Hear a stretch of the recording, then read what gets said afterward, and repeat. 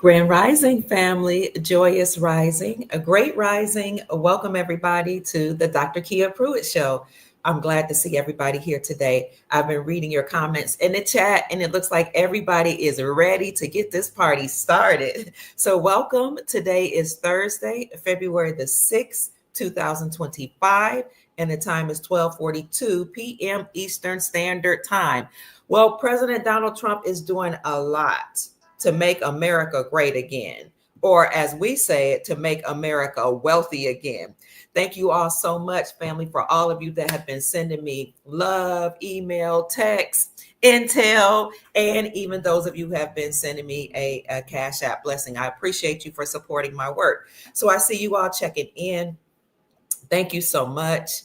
I see people from all over the world, not just here in America, but people are checking in from all over the world. So welcome to all of our Canadian brothers and sisters, Australian brothers and sisters. South Africa is in the house, Sweden, people from other places in Africa. And speaking of Africa, yesterday I made a very delicious Ghanaian dish with Ghanaian yams, the white yams, the root plants about that big. My son took the bark off the plant for me, or the root vegetable, sliced it up so that I can boil some and fry some of the rest. And then we had Ghanaian soup called eggplant stew. No, they call it what they call it, garden egg soup. It was so delicious, family. And because I love American Southern food as well, I put some collard and kale greens beside it. So it was so good. I'm so grateful to have spent time in Ghana with many of my Ghanaian family members and friends to learn how to cook some of their delicious dishes. So keep checking in, family. I can show you what the meal looked like in 1 minute. Oh, it was fabulous, darling. I was able to spend time in Ghana from 2014, no, about 2013 to 2014, all the way up through 2017, on and off, maybe even 2018. I spent time there in Ghana to meet some of the people because I had a lot of Ghanaian followers, and to spend time with the Americans that were there, as well as live on the gold mines. So in Ghana, which is called the Gold Coast because they're one of the major producers of gold, a lot of people actually see gold right beneath their feet in the villages. It runs through the streams near their homes, on their businesses, and they have a lot of gold mining there. So I was able to go to some of the gold mining plants as well, our factories, and watch some of our Ghanaian brothers and sisters mine the gold. But you had Chinese there mining gold. You had Lebanese people from all over Europe mining gold. And I noticed that in 2014. That's when I stumbled upon a book called Africa is China's second continent, or next newest continent. And I knew something was about to happen in the geopolitical and financial and economic landscape as it relates to gold. And that's why I have been reporting about gold from 2014 all the way up to 2025. Here we are 11 years later, talking about a gold standard, a return to gold as money, and moving to a golden era. So keep checking in, family. This is the dish that I prepared on yesterday. This is the yam here, the collard greens, collards mixed with kale, and I also put turnip roots. And that a root is a plant in it to flavor it, as well as some seasonings and garlic, fresh onions, and with smoked paprika, because I don't eat meat. So if you don't eat meat, you can always add smoked paprika to your foods, and it will give that meat, smoky meat flavor. Like if you like smoked ham, smoked turkey, or any smoked meats, smoked corned beef, whatever, you can add smoked paprika, and it makes it delicious. So here is the pot before I added the garden, the yams, not the yams, the garden eggs. This is what the yams look like when they're boiling. And I also showed, wait to see the finished product here. Coming along. Those are the yams. It has a little more eggplants in there. I'm going to buy some more eggplants. Can you hear me? And garden eggs. So the garden eggs are like small eggplants that grow in Africa. Can't wait to see the finished products. So that's what I was up to Coming last along. night. Those are the yams. I'll see if I can get off of that. Has a little more eggplants. Just speaking about being in Ghana for a short time, I have lots of pictures with some of the children because I had adopted some children. And actually, I sponsored and adopted one particular young lady from the time she was a child all the way up to through high school. So I have strong roots of connections with Ghana. And what else did we do there? I met the king of kings, at the Akwesi Day Fair.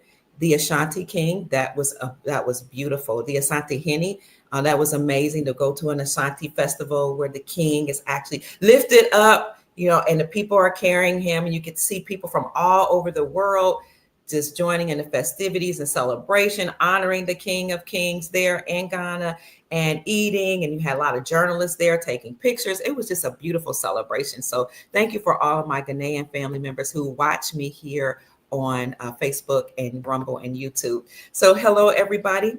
Again, check in. Let us know where you're hailing from. I see Cincinnati in the house. Yes, I'm live today. Florida is in the house. Texas is in the house. Welcome. Haiti is in the house. All right. Autogenous power to you too, family. Who else is here? People are saying we're getting back our sovereignty. Absolutely. Washington, D.C. is in the house. Who else? Ontario, Canada is in the house. Oh, we saw some news from Justin Trudeau that just happened yesterday, which is very exciting. We also have our moderator, Love Be.N. Nubian, in the house saying Grand Rising to me and to the chat. Grand Rising, sister. I see Carl, Missouri, as well as in the house. Can't wait to get to this information. Thank you so much, XX Frank Nitti. I see Nal in the house. Welcome, family. So good to see everybody. Mrs. Wood is often here celebrating this move towards the golden era, golden age. Hello, family. I love you all too. Jacksonville, where I'm hailing from, is in the house. Hi, Timothy L. Duval representing. Timothy, we should get together to talk about some of the things that are going on in a community. And I see that you are an L, so we can talk about what's going on with your community or our community as well. Welcome. Horatio is back here in the house saying that they love the beautiful flower. Missouri and Mississippi is here. Las Vegas is sending love. Oh my gosh. Duval again is in the building. Hi, Derwin. It's good to see you. Jacksonville, Florida is back here. We got a lot of people from Jacksonville here. Hi, Todd. It's good to see you. One day I was in a restaurant just recently, and I saw one of our brothers, our Moorish brothers, walked up to me and said, "Dr. Pruitt, is it you?" And I was like, "Oh my gosh, yes, it is." I didn't know who he was. And he hugged me and thanked me for all the information that we share with the Soul family and told me I was doing a great job. So I'm happy to hear that. And more often now, I'm starting to see more and more people that follow our show that live here in Duval. 2 years ago, I started seeing people at restaurants and walk out, and just visiting different places come up to me because they recognize me and they're so grateful for all the information that we all share here on the Dr. Kia Pruitt Show. So I appreciate you all. And I thank you for sending me information, whether it be in the chat or through email or my Facebook, Instagram, or Twitter pages. Thank you so much. Dr. Herbal, or The Herbal, says that, yes, he cooks with smoked paprika. It's so delicious. Okay, Osceola, Florida's in the house. Detroit, Toronto, Louisiana, New York in the house. North Carolina, Maine is in the house. Keep checking in. I see we have 288 people in the house. Walk and Talk is here with us again with Todd in the house. Chicago, Kentucky.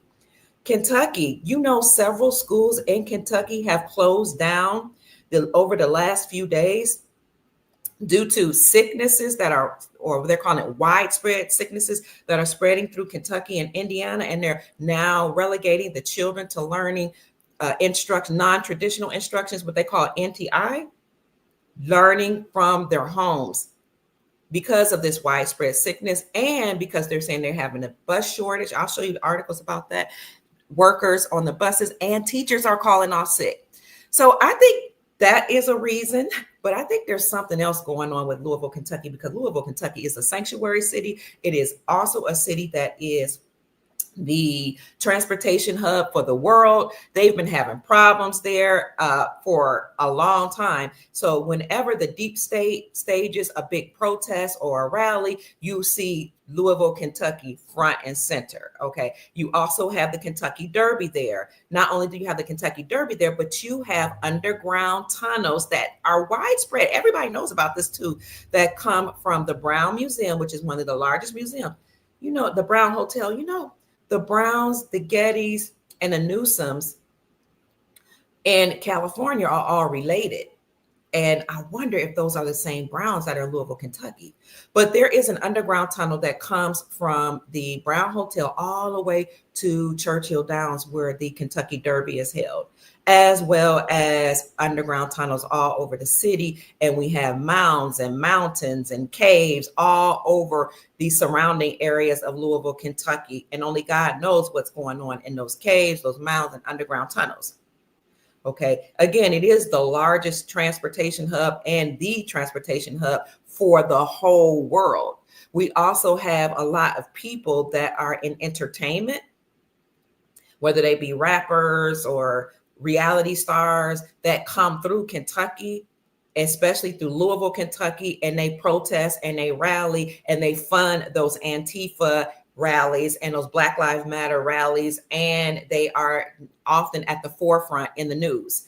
So many of those entertainers are a part of the Divine Nine, the Black Greek societies, or they're part of the Boule, or they are a part of Masonic lodges, or the Skull and Bones. So Louisville, Kentucky is at the center of a lot of things. So I used to live there for 20 years, where I raised my children, because I had a job opportunity there. Once my children came of age and I was able to work, I worked at the University of Louisville School of Medicine, recruiting young people to go into medicine. And I also taught medical students different components, like how to create their resume, how to prepare for the USMLE Step 1 and Step 2 board exams. I also, just taught professional development workshops for medical students, as well as recruited undergrad students into medicine and dentistry. And I coordinated summer medical and dental education programs. So I hired teachers, instructors.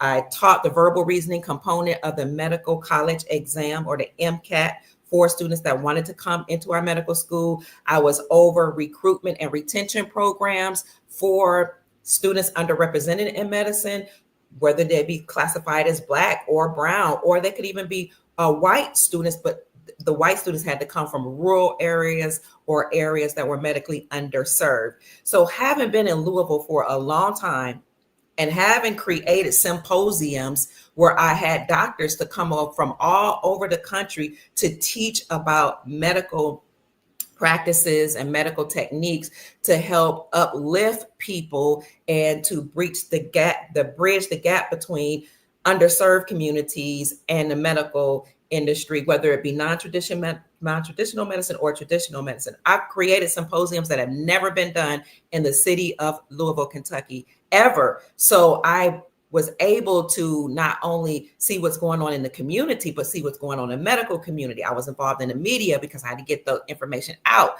I met many doctors, many lawyers, many people who were professionals. And the mayor, my son, who ran for mayor, my eldest son, Douglas Lattimore, was a close person. He knew the mayor for firsthand. He knew him up person, what they say up front personal. He knew him personally. So I got to see a lot of things going on there. And my youngest son is actually the godson of Malcolm X's eldest daughter, Ambassador Shabazz, who taught at the University of Louisville for a couple of years. So I got to see a whole lot of stuff. And I got to see a lot of money running through there. I had to see a lot of protesting going through there. I got to see how Louisville was a sanctuary city that was funded by the many USAID programs and the Department of Justice, all this government money that went into Louisville, Kentucky, that enabled people to come from all over the world and live there basically for free and receive housing, clothing, medical, insurance, education, jobs, and education for their children. I got to see a lot. I was going to say I got to see it all. I didn't see it all because I'm not a part of secret societies. And so there was only so much they would let me see. I had to literally like plant myself in certain places.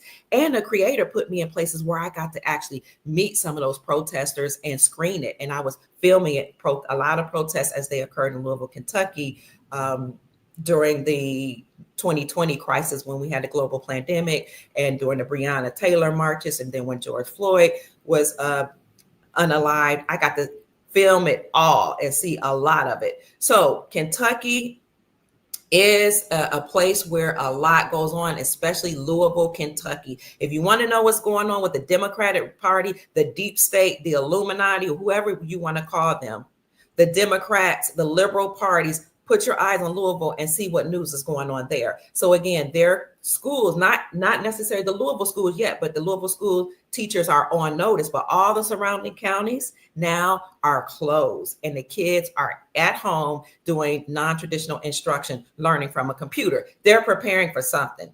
And I'm going to tell you what I think it could be. So I just wanted to say that since I see Golden Arrow hailing in from Kentucky. I also see Hawaii in the house. And if I'm able to, I want to bring somebody from the kingdom, the sovereign kingdom of Hawaii, talk about how they're trying to restore their republic there. I've got to meet that person, and it was a phenomenal meeting. Hello, Apaka, Florida. Somebody says the flower is cute. Thank you. Marilyn is in the house. Michael George is here. Feathers Up family. And as always, I want to tell you all, thank you so much for all of your love and support. So what else is going on in the news? I want to continue to acknowledge you all, but I do want to get on with the news because it's lunchtime and some of you might be here just on lunch break. So we don't want to keep you too long. Oh, somebody says shopping with Temu and Shein is going to start paying the same price as Nike and Gucci for them shoes and clothes that y'all wearing real soon.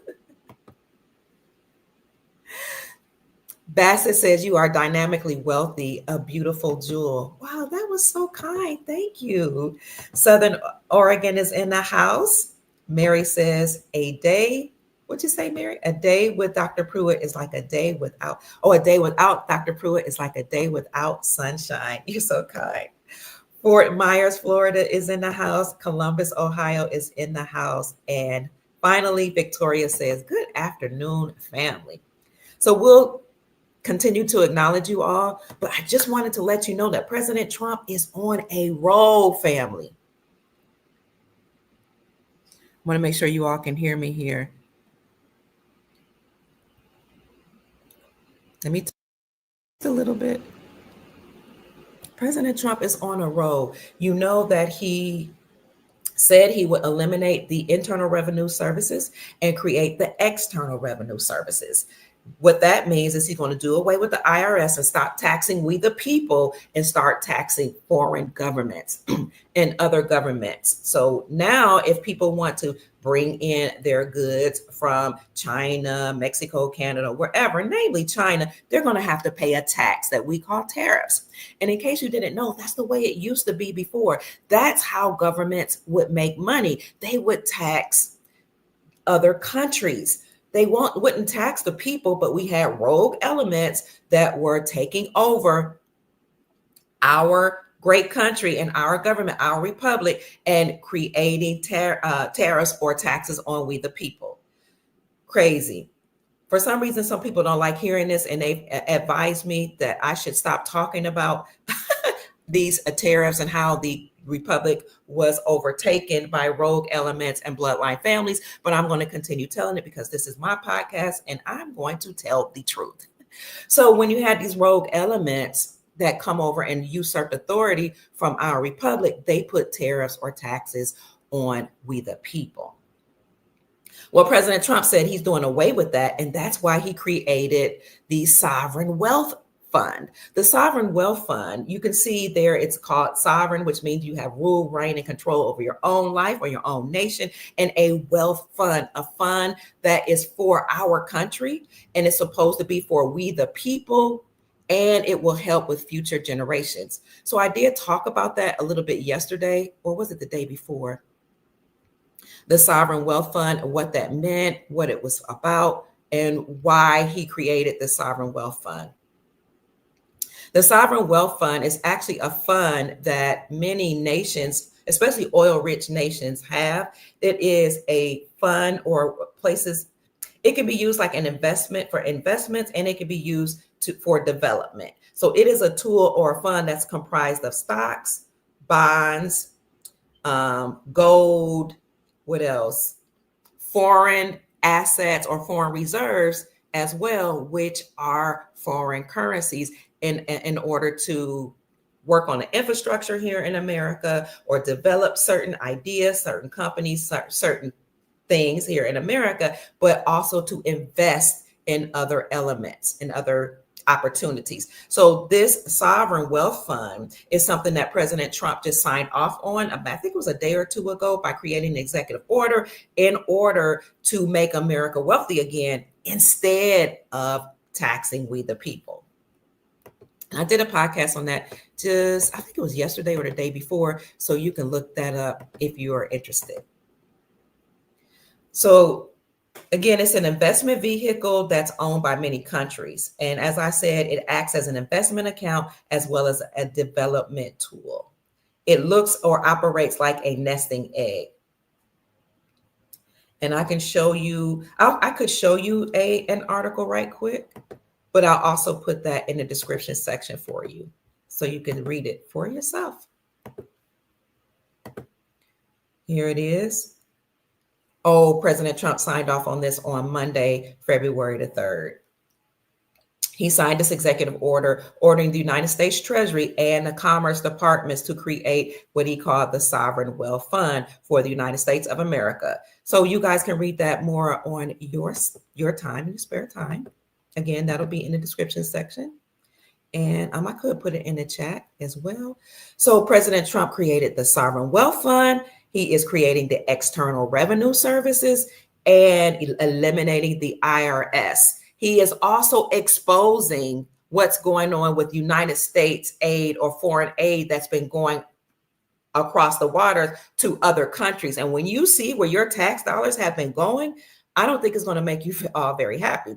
Well, a lot of these countries knew that President Trump had a report card on and it disclosed or uncovered where all of our tax dollars was coming, where it's going to, once they collected taxes from us, how they were supporting the agendas, a lot of nefarious liberal agendas abroad, like transgender programs, like sex change operations. That's where our tax dollars were going. And so many countries were saying they're not going to go along with any of Trump's tariffs because they knew that he had all this information against them. So many of the country's leaders, such as Trudeau, was saying, no, I reject any tariffs. I'm going to fight against any tariffs.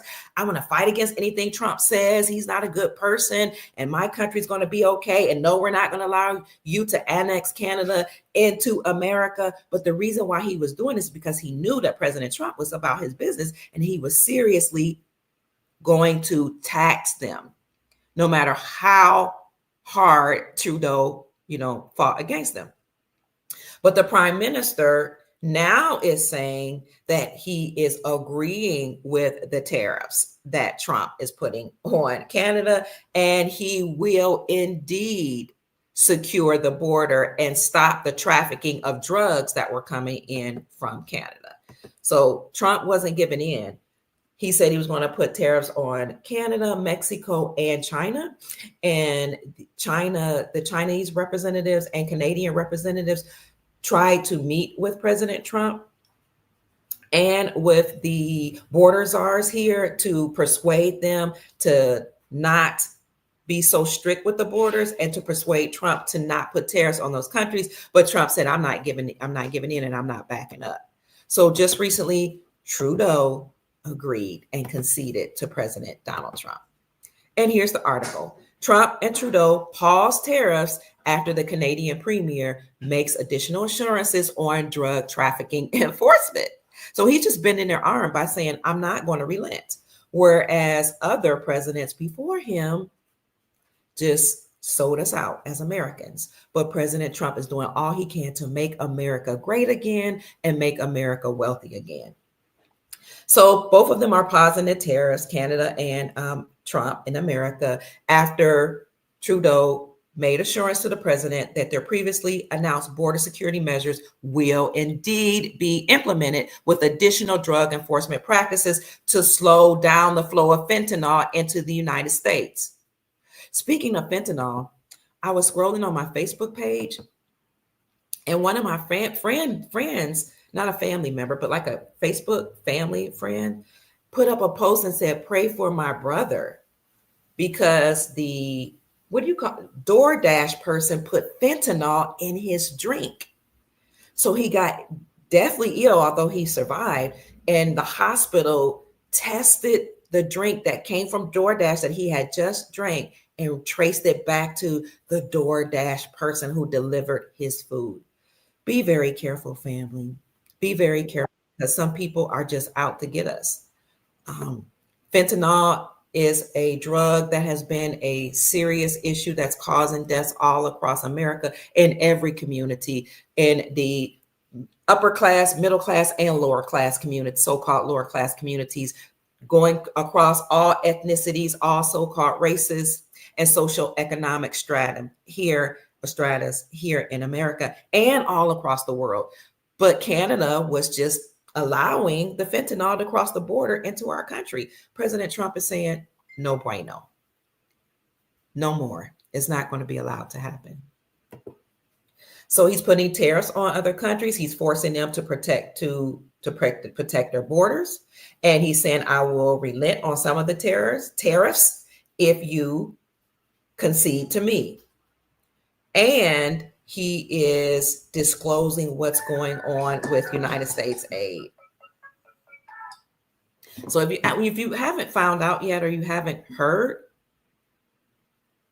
your tax dollars, unfortunately, have been going to support and fund DEI programs, diversity, equity, and inclusion programs, as well as other programs here in America and across the world, across the globe. And this is why President Donald Trump is ending those DEI programs, because many of these companies were hiring people based on skin complexion or based on their gender, instead of based on their merit and their credentials. And so we see things like plane crashes. So we saw one plane crash in DC. We saw one in Philadelphia. And I told you all they could be sending codes to each other, because Washington, DC is the capital of the cabal, the deep state, the United States Incorporated, and those bloodline families, whereas Philadelphia is the capital of the Republic, or for the Republic. That's here in America, that had always stood before the bloodline families took over. Then we just recently saw a plane crash in Houston. And then there was another one that occurred, I think it was either yesterday or today. Let me see where that was. Happy 111. 11 is a portal. I see it's 111. Where was the most recent plane crash? Let me see. I sent it to my friend. Can you guys let me know where this plane crash was that occurred? I think it was today or yesterday. So be mindful when you're traveling and be safe. Use your discernment whether or not you should travel and to where you should go. So this is not anything to cause any concern or worry or anything. I just want you to be safe and be mindful. Only travel if necessary. I'm trying to figure out where the most recent plane crash was. So yet another plane crash. Pine Bluff. Where's Pine Bluff? I don't know if anybody saw that, because this came across one of my social media platforms as it's like a brief breaking news article. And then when I tried to look it up, I couldn't find it.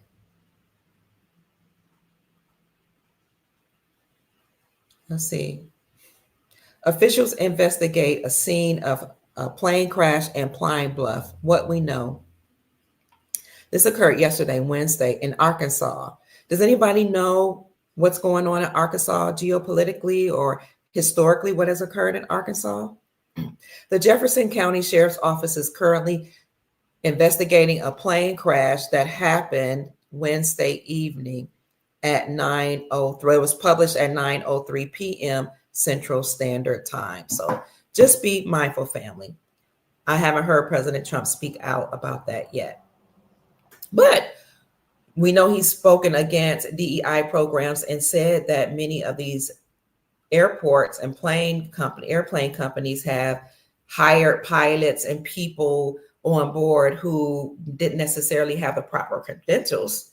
So he has come down hard on DEI programs for not only just hiring people at airports and to fly planes, but people who are not necessarily equipped and certified to handle other jobs here in America. But most recently, we saw that he's also coming hard down or cracking hard down on United States aid. United States aid is a fund that funds international development. So let's go to Wikipedia and see what Wikipedia says about what that is. What is U.S. aid? I'm going to tell you where your money's been going with this U.S. aid department. So if you go to the White House website, whitehouse.gov, and type in USAID, you'll see that they'll talk about the USAID waste and abuse and how deeply this runs. The United States Agency for International Development has been unaccountable to taxpayers as it has funneled massive sums of money to the ridiculous and in many cases malicious pet projects of entrenched bureaucrats with next to no oversight. But before I did that, I wanted to tell you what USAID was or what it is. Let me see if I can find that article of what is USAID. So the United States Agency for Internal Developments is what USAID stands for. It's an independent agency for or of the United States government that's primarily responsible for administering civilian foreign aid and development assistance to other nations. It has a budget of $50 billion, and some report says more than $50 billion. USAID is one of the largest official aid agencies in the entire world, and it accounts for more than half of the United States foreign assistance. It is the highest in the world in absolute dollar terms. USAID has a mission in over 100 countries, primarily in Africa, Asia, Latin America, the Middle East, and Eastern Europe. In 2025, the second Trump administration announced sweeping changes in United States aid and their foreign programs. President Trump ordered a near total freeze on all foreign aid. Thank God. And Elon Musk, who is the head of the Department of Government Efficiency, or DOGE, announced the intentions of shutting down U.S. aid. I'm going to put that information here in the chat for you so you can read that article from Wikipedia. I didn't bring that up on the screen because I want to continue on with what's here on the screen right now. So let's go into where your tax dollars have been going. Here are only a few of the waste and abuse issues or places that your and my tax dollars were funding. $1.5 million to advance and diversity, equity, and inclusion, or DEI programs in Serbia's workplaces and business communities. $70,000 for the production of DEI musical, a DEI musical, a diversity, equity, inclusion musical in Ireland. Why do they need $70,000 of our money to do that? $2.5 million for electrical vehicles in Vietnam. And we know that electrical vehicles are costly. They break down. They're not efficient. They take hours to fuel. It takes you days to get from one place. It took my sister a day and a half to travel from Atlanta to Jacksonville, Florida, which is only about 6 or 7, maybe less than 6 hours, because she had to find a place to power up her rental electrical vehicle that was a rental. And once she found that, she had to sit there, wait for other people and sit because it took hours to fuel. So why are we sending $70,000 or $2.5 million for electrical vehicles in Vietnam? Thank you for the Cash App blessing. $47,000 for a transgender opera in Colombia, South America. $32,000 for a transgender comic book in Peru. $2 million for sex changes and LGBTQ activism in Guatemala. $6 million to fund tourism in Egypt.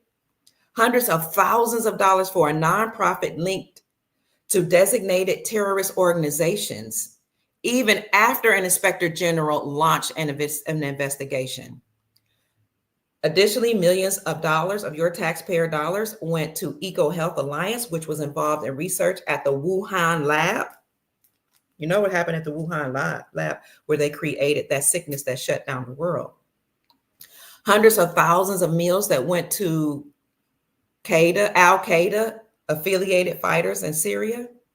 Funding to print personalized contraceptive birth control devices in developing countries. And just in case you didn't know it, what is that guy's name? What's the guy that said in order to get rid of the population in Africa, we need to create depopulation programs. And one of the best way is through birth control and immunizations. What is his name? Bill Gates. Bill Gates. Thank you. Bill Gates said that in 2012 at the depopulation Bilderberg Depopulation Program Forum. Bilderberg Depopulation Forum was held. One of them was held in 2012, and that's where Bill Gates said that we need to depopulate Africa through contraceptives and immunizations. Also, you see here hundreds of millions of dollars went to funding irrigation canals, farming equipment, and even fertilizer used to support the unprecedented poppy cultivation and heroin production in Afghanistan. And this benefited the Taliban and killed out many Americans. The list literally goes on, and it has been happening here in America and across the globe for decades. You can find this at whitehouse.gov. And I'll put it in the chat for you, but I also put it in the description section for you to read this. Thank you for saying it was Bill Gates. I appreciate that. Here you go. Let me know your thoughts on this, family. It's crazy. All the stuff we've been allowing to happen in our country. And with no type of oversight, no repercussions, no accountability.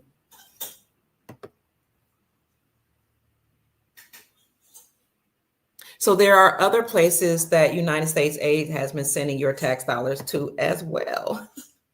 Crazy. Let me show you what President Trump said on the matter. He took to his Truth Social to speak on that. You see this here, this person, it looks like this is me.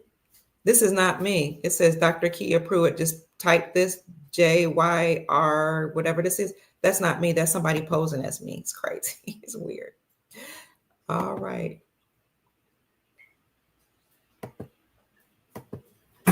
Yeah, they funded a gay opera with our tax dollars.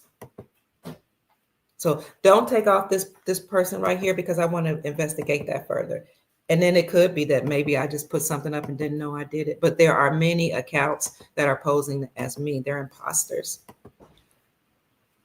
Let's see what President Trump said. This was on his Truth Social, where he said it looks like billions of dollars have been stolen at USAID and other agencies. Much of it is going to fake news media as well as a payoff for creating good stories about the Democrats.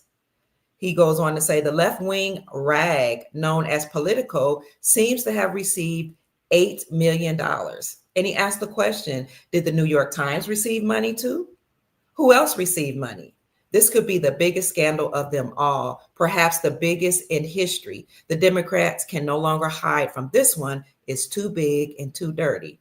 But I would add that, President Trump, he is still, playing politics here. It's not just the Democrats that's been using money unlawfully. Okay. We know the Republicans have done the same.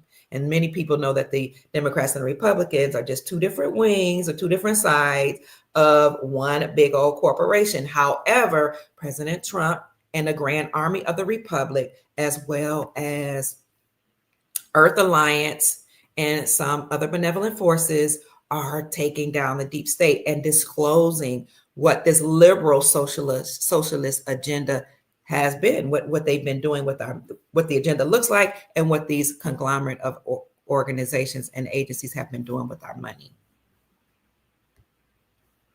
So they were not only funding different DEI programs as it relates to transgender and diversion, equity, and inclusion, but they were also using our tax dollars, the deep state, the fake government, to fund mainstream media, particularly the liberal side of the mainstream media, in order to make Trump look bad and to make themselves look good. So that's why a lot of people are psychologically conditioned to believe whatever they see on the news, because the news and mainstream media is funded to do so, to lie, to stage things, and to make things sound more glamorous than they should, and to turn against anybody that's reporting on the real news or telling us all what's really going on geopolitically and financially and economically. Also, there is an American politician in Maryland who is a Republican. She's a conservative, and she was running for Congresswoman by the name of Kim Klacik. She also exposed where some of this U.S. aid money was going to in her state, in Maryland. So I saw this on her social media account, and I thought I'd show you all as well. The corruption is deep. Here it is. So Kimberly Klacik exposed. Here she said the Department of Energy, the Doge, which who is that? That's over at the billionaire. I just said his name. That's working with Trump. Elon Musk is working over the department, the Doge. He's discovered millions from U.S. aid went to Kwesi Mfume in District 7 of Maryland in order to take care of illegal immigrants. And I'm sure it's happening all over the country. So she says this is why the Democrats are protesting all over the country. And they are. They're protesting right now, and they're using their foot soldiers, which are illegal immigrants and illegal migrants that are protesting all over, storming, through the streets, stomping through the streets, and waving their flag. And wait till I show you what else they're doing. So here it is. She says that the Dems are protesting, but corruption is being exposed. You see here where she says Lutheran Social Services of the Southwest in Arizona is where $422,500 went. The Lutheran Social Service of the National Capital Area, Inc. in DC used $750,000. In case you didn't know, a lot of these Catholic social services and Lutheran social services and other social service agencies bring illegal immigrants and migrants here, and they fund them. They give them housing. They tap upon the shoulders of people who are donating to humanitarian efforts and philanthropists and ask for money, and they get money from the government and from taxpayers to give illegal immigrants housing, insurance, teach them English as a second language, to bring their spouses over, give them jobs, give them medical assistance to their children, help them go to college for free, help them buy homes. And I know because I have actually seen it firsthand in Louisville, Kentucky.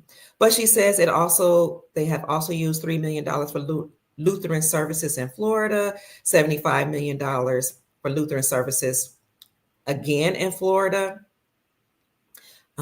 She exposes how Lutheran immigration and refugee services have received millions and millions of dollars all throughout Maryland, North Carolina, Oregon, Pennsylvania, Arizona, DC, and Florida.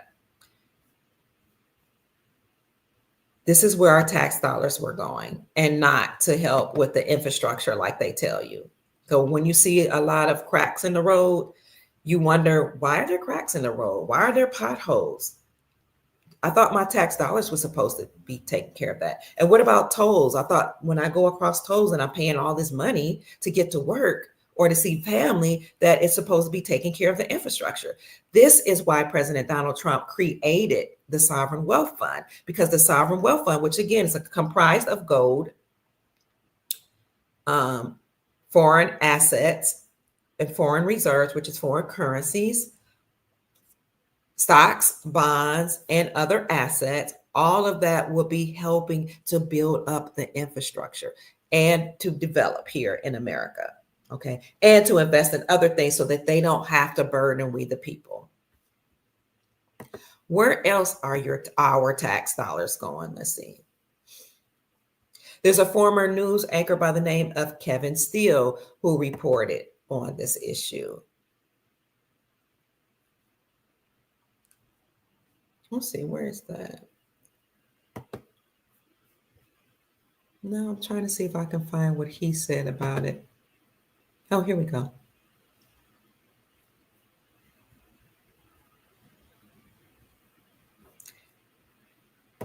Kevin Steele and somebody else by the name of Ron Green. I found this on their Facebook page, and I did fact check and see if this were true. And of course it is. And he says, well, what have we here? Take all the time you need to process where your tax dollars have been going. The White House released more projects that you paid for with U.S. aid, the wasteful, unaccountable government agency that has been dismantled by Doge and Elon Musk. Here's a look at where your tax dollars have been going. $7.9 million to teach Sri Lankan journalists how to avoid binary gendered language. $20 million for a new Sesame Street show in Iraq. $4.5 million plus to combat disinformation in Kazakhstan. $1.5 million to combat disinformation in Kazakhstan, I should say. That was 4.5. $1.5 million for art and inclusion of people with disabilities. $2 million for sex changes and LGBT activism in Guatemala. $6 million to transform digital spaces, to reflect feminist democratic principles, trying to destroy the family. $2.1 million went to help the BBC with values and diversity of Libyan society. Let me say that again. $2.1 million to help the BBC value the diversity of Libyan society. $10 million worth of U.S. aid funded meals, which went to Al-Qaeda, linked to terrorism and terrorist groups. $25 million for Deloitte, which is to promote green transportation in the country of Georgia. $2.5 million to promote inclusion in Vietnam. $16.8 million for a separate inclusion group in Vietnam. Approximately $5 million to EcoHealth Alliance, one of the key NGOs funding bat viruses and bat virus research at the Wuhan lab, $20 million for a group related to a key player in the Russiagate impeachment hoax against President Donald Trump. $1.1 million of our tax money went to an Armenian LBGT group. $1.2 million went to help the African Methodist Episcopal Church Service and Development Agency in Washington, D.C. to build a state-of-the-art 440-seat auditorium. And it goes on to talk about other LBGT causes in Uganda, the Balkans, and other places around the world. $6.3 million went for men to have sex change operations in South Africa. $8.3 million for U.S. aid, education, and equity and inclusion here in America and abroad. So for decades, the U.S. aid bureaucrats believed that they were accountable to no one. But that era is over as President Donald Trump is discontinuing all this wasteful spending, as well as downsizing the government. So he's keeping his promises.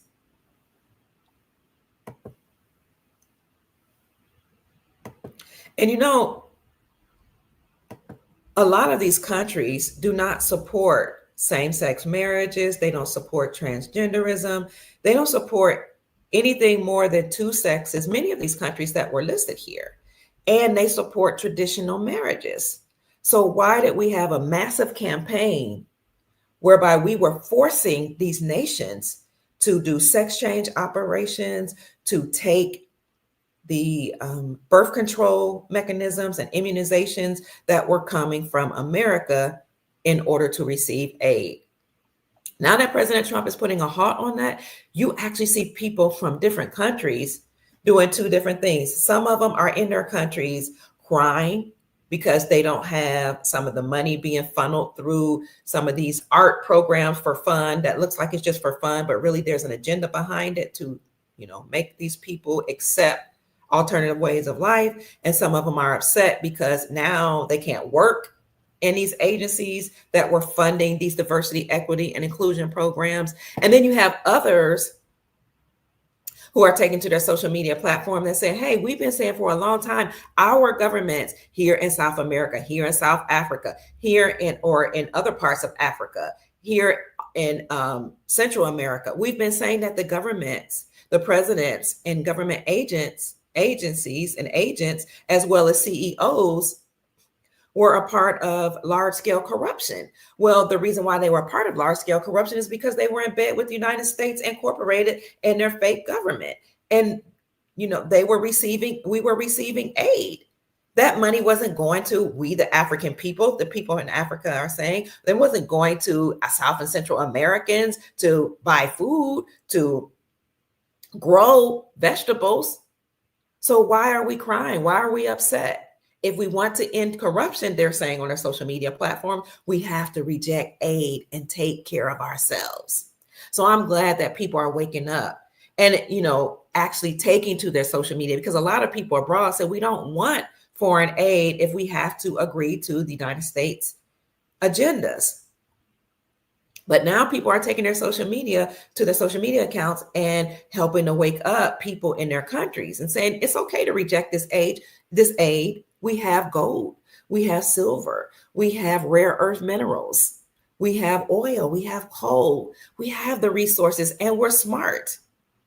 We can practice medicine in our own countries, not only practice conventional medicine, but a lot of places like Ghana have non-traditional herbalists and priests and priestesses who know how to address ailments without using conventional medicine.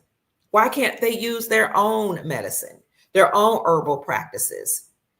I'll tell you why, because a lot of people that are receiving foreign aid there will tell the people in their nations abroad to not go to the herbalists or the witch doctors or to the elders that have non-traditional medicines and herbs, because those people are allegedly nefarious, is what they'll tell them. Anything that's traditional to you and non-Christian and non-American is something you shouldn't seek, is what some of these country leaders would tell the people. But now what's interesting, at least that's what I found when I traveled abroad, when people get deathly ill, they would go to those priests and priestesses and the so-called witch doctors, because they have the herbs that are indigenous to their countries that they've been using for millennia. And it was passed down from generation to generation.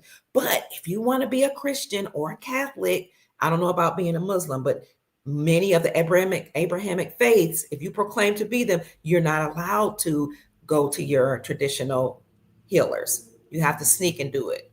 And I also saw people that wanted to become wealthy overnight or that were praying to come to America for opportunities. They would go to the elders, the traditional elders, and the so-called witch doctors, and they would pay, certain money and ask for, readings or rituals to be done so that they can become wealthy overnight. So people will move according to their agendas.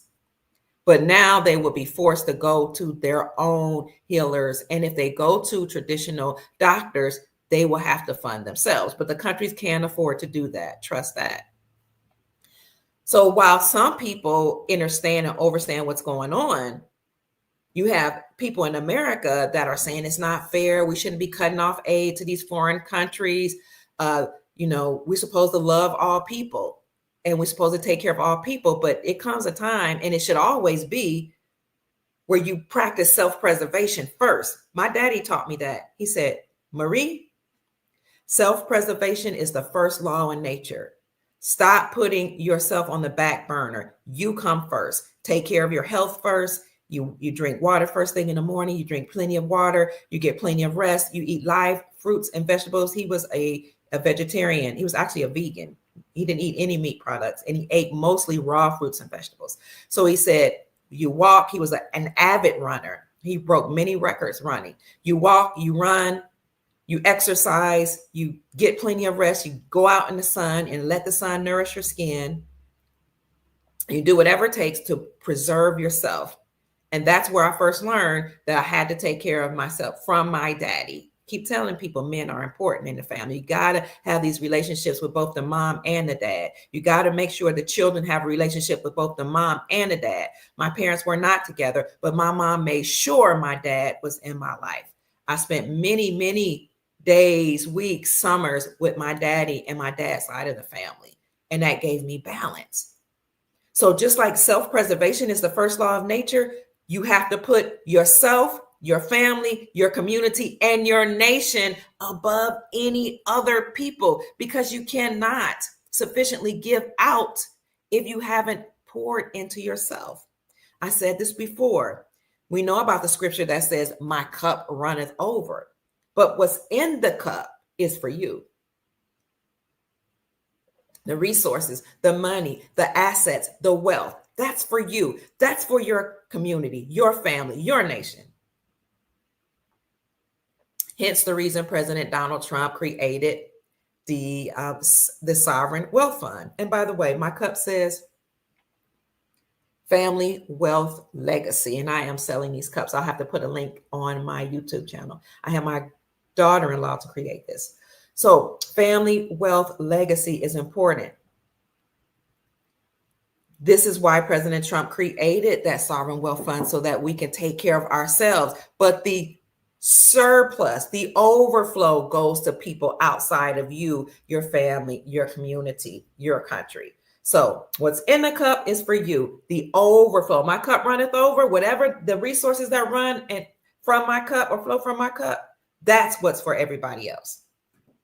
So I hear people saying it's not fair that we're cutting off aid to these other nations, but they can take care of themselves. It's just that they had corrupt politicians in place who are a part of these free Masonic orders and were in bed with the United States Incorporated to ensure that their own people were sick and that their own people were unalive through this massive depopulation program that these bloodline families had implemented. So again, some people get it, some people don't. What do you see happening in America with the people that don't? Oh, they're protesting. They're taking to the streets all over the country. They're taking to the streets, protesting and waving their flags from their different nations. And it's interesting to me because I would think that you wouldn't want to wave your own flag and protest here in America, because you're showing where your allegiance is to. If your allegiance is to America and you are anti-Trump person and you're anti-illegal immigration, anti-unlawful migration, if you're anti all that and you're waving your flag, you're saying to me your allegiance is to your country. So I don't understand this decry against the President Donald Trump and his administrative policies to deport people back to their country. He's not dropping them off in the middle of a desert. He's saying, go back home from whence you came, because you came here illegally. If you do something that's unlawful or illegal and you haven't gone through the proper channels, that's a crime.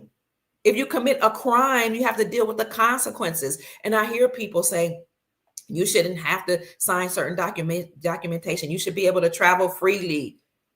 Okay, are we allowed to travel freely to your country and absorb all your resources, take your jobs? Are we able to do that and get all the money and wealth that we need to enrich ourselves? Now, at some point, we will all be able to travel freely, but at first, to begin with, we have to take care of our house and set our house in order, because you're not just going to run through my door. You're definitely not going to come bursting through my door, waving your flag or bringing your ways, your behaviors, any of that into my house with no rules, no order, no structure, and tell me how I'm going to operate on my land and my home. You must be out your mind. Protesters across the United States decried Trump's administrative policies. The rallies were a result of a movement that has organized online under the hashtag Build the Resistance and 50501, which stands for 50 protests, 50 states, one day. Democrats gathered in cities across the United States on Wednesday, yesterday, but I've seen it happen all week here in Jacksonville, Florida, to protest the Trump administration's early actions, decrying everything from president's immigration crackdowns to his rollback on transgender rights and a proposal to forcibly transfer Palestinians from the Gaza Strip. They're protesting all this. Protesters in Philadelphia and at state capitals in California, Minnesota, Michigan, Texas, Wisconsin, Indiana, and beyond waved signs denouncing President Donald Trump and billionaire Elon Musk, the leader of Trump's new Department of Government Efficiency. And they're protesting against Project 2025, which is a hard right playbook for America's government and societies. One person says, I'm appalled by democracy's challenge in specifically the last 2 weeks, but it started a long time ago, Margaret Wilmoth said at a protest outside the State House in Columbus, Ohio. So I'm just trying to put a presence into the resistance. And you'll see all over America, these billboards or these cards that they're holding up all say the same thing. They'll say, they're anti-Trump. They'll say no human is illegal and other things, or I'm not going home. I help to support America. And this is how you know that they all receive some type of notification.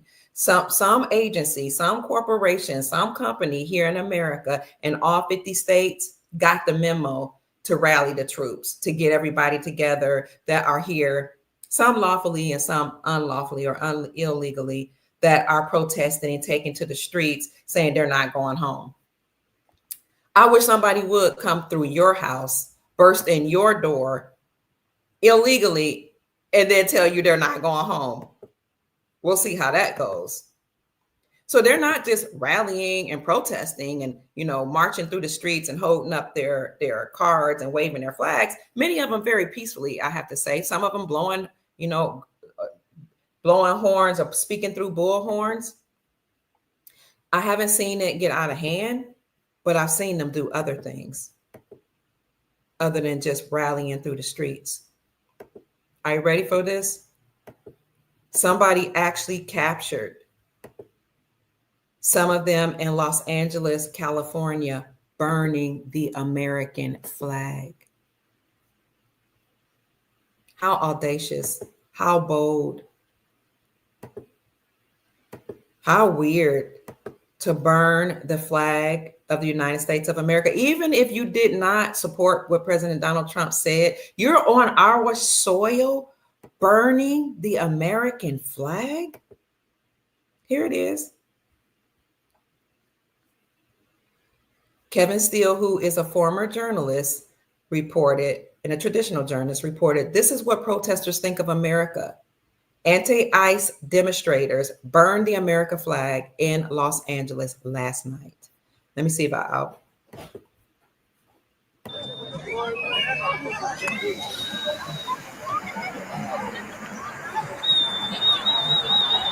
That's the flag here.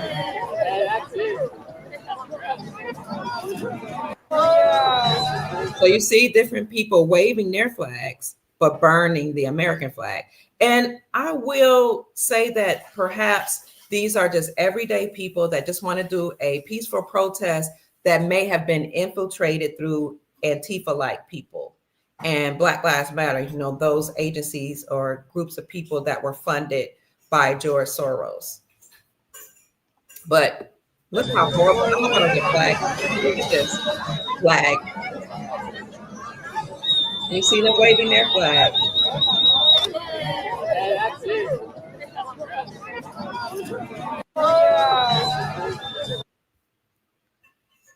It's really egregious. It's unfortunate that this is happening on our turf. Absolutely. Divine Abundance says, what the F? They need an immediate ticket home, Zuri says. Thank you, Zuri. I agree.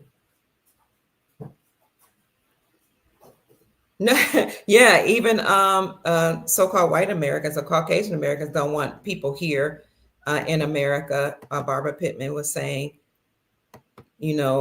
taking over the resources. None of us do. Oh, wow, Ivana, I didn't know that.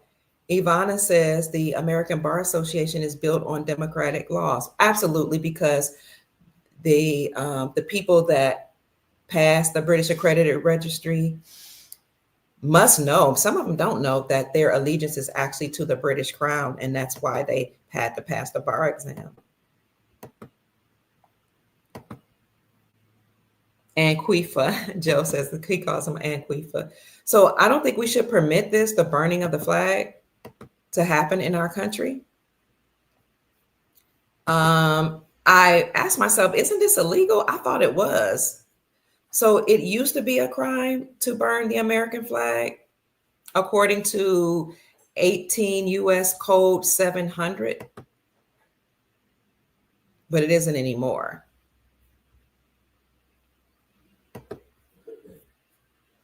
And I'll tell you why it isn't anymore. But let me show you from who is this? I think this is Cornell Law School. Yeah, Cornell Law School shows that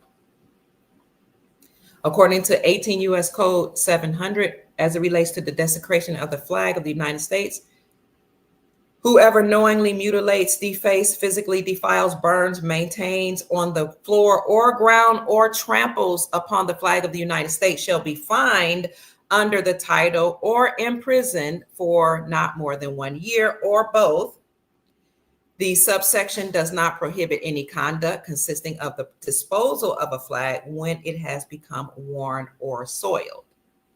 Okay, that's how it used to be. And it goes on to say, Section B says, as used in this section, the term flag of the United States means the flag of the United States or any parts thereof made of any substance or any size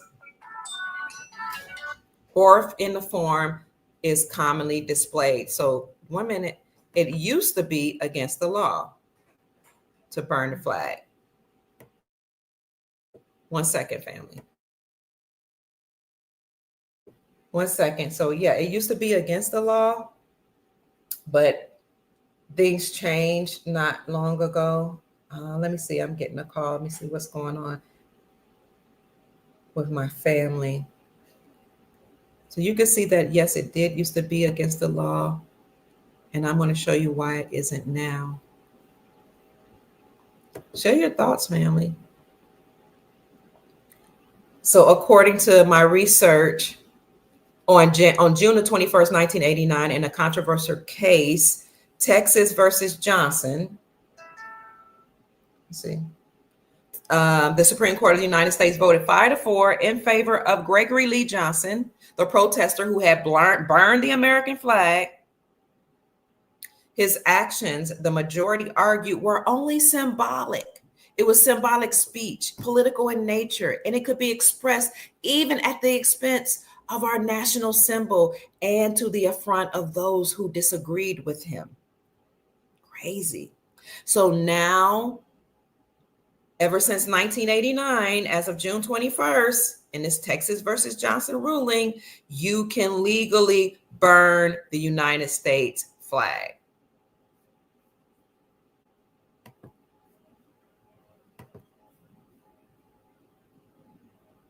Let me know your thoughts about that, family.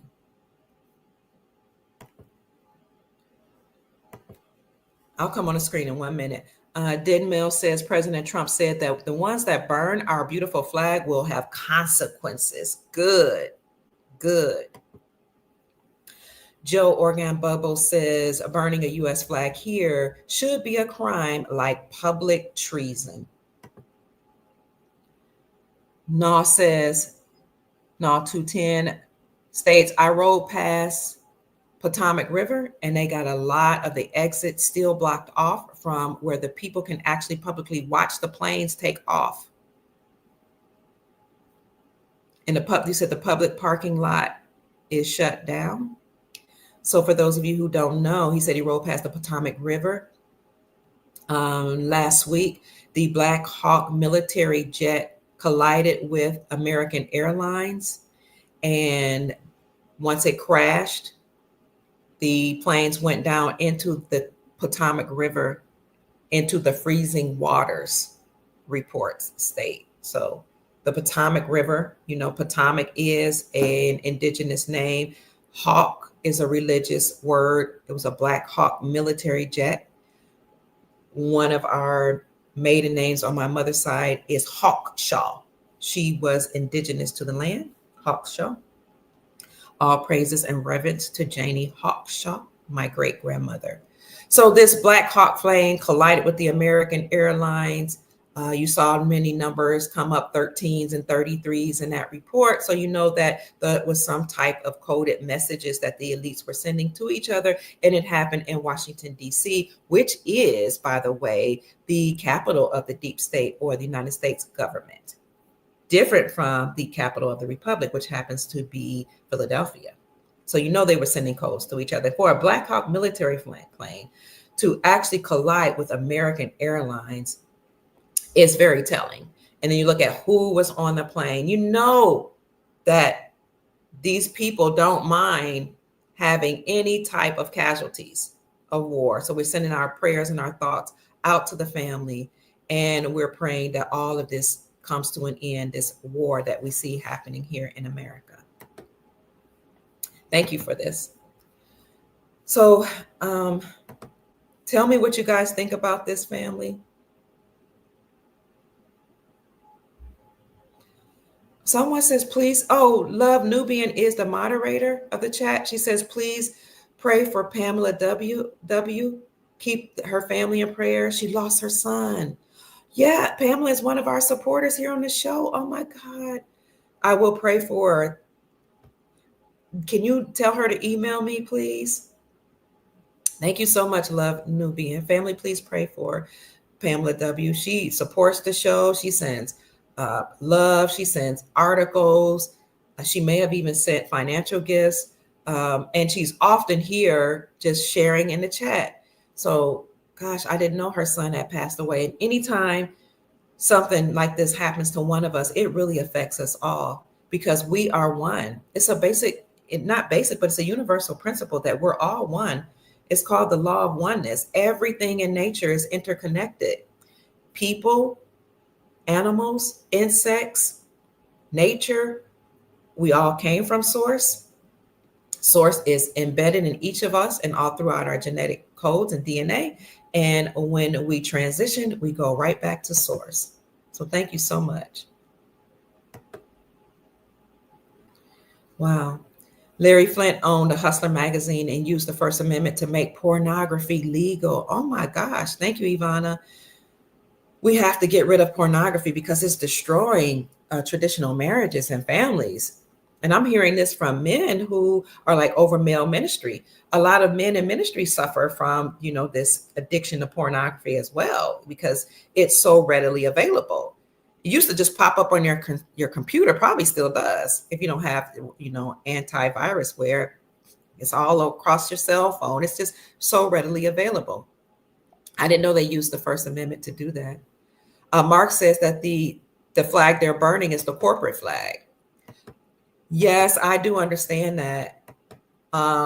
They still, in my opinion, should not be allowed to burn our flag, or the corporate flag here in America, not until we completely never but we need to completely eradicate the deep state, the corporation, etc., and then usher in our republic.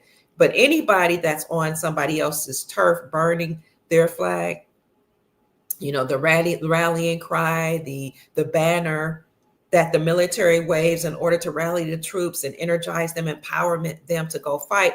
Anybody that burns that down, the emblem that represents their government, whether it's a real government or fake government, on somebody else's turf, should have immediate and swift consequences, in my opinion. Thank you so much, Sister Anna. Absolutely. Melanated one says, well, time for our original flag, because that was the corporate flag. Plus, we'll have to add the 51st star to our new flag. I hear you, Melanated. I appreciate all of you for your input. Dane Calloway did a great analysis of the crash. Zuri Green says, oh, we have to find that. Thank you.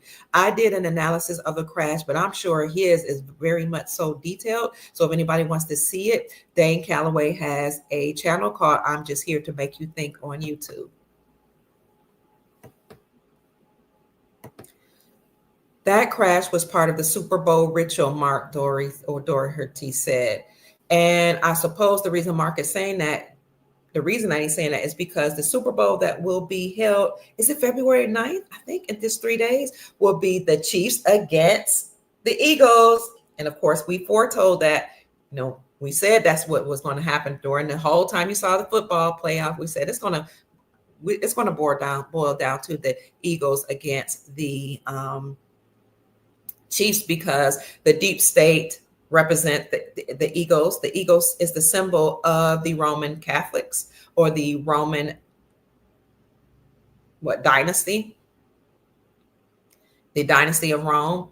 And then you have the Chiefs, which represent the indigenous people on the land here in America, and therefore all Americans. So you have the deep state against the indigenous republic. That's what's happening. They're going to fight each other off at the Super Bowl, and we already know that the Chiefs will win. So they're dropping these codes to let you all know, and to speak to each other, and to let you all know that everything is turning right back over to the republic.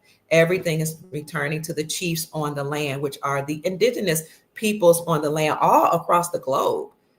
Okay, that's what's happening. So it's the indigenous people on the land are back in control, and everybody that they have treaties with. We have such treaties here in America with Europeans that came from America. And we have the tenets of the republic, or some people say it's the tenets of the Moorish dynasty that was here in Al-Marak, Turtle Island, America. And those 5 tenets are truth, peace, freedom, love, and justice.